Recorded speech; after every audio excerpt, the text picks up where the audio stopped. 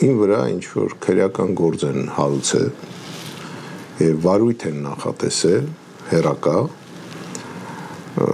ու գործը վերաբերվում է նրան, որ ես ինչ-որ տեղ, բանավոր, լինելով գլխավոր շտաբ պետի առաջի տեղակալ,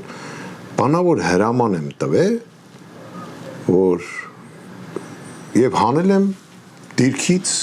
անձնակազմին և այդ դիրքը ինչ-որ ստացվել է, որ զիջվել է ադրբեջանցիներին։ Գիտեք սա ինչ է հիշեցնում, հիշեցնում է նա այն մի հատ ընկեր ունեինք, ասում էր մենք աշխարհով մեկ շուքուր կգցենք, որ իր քուրը անբարոյական է, ինքն էլ թող սաղ աշխարհին բացատրի, որ ինքը քուր չունի։ Սա այդ մասից։ Ուրեմն գեներալ Արշակ Կարապետյանը երբևիցե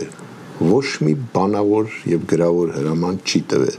որովհետև մի ուղղությամբ հակառակորդին դիրք զիջել կամ հակառակորդը երբ որ առաջ գա չկրակել։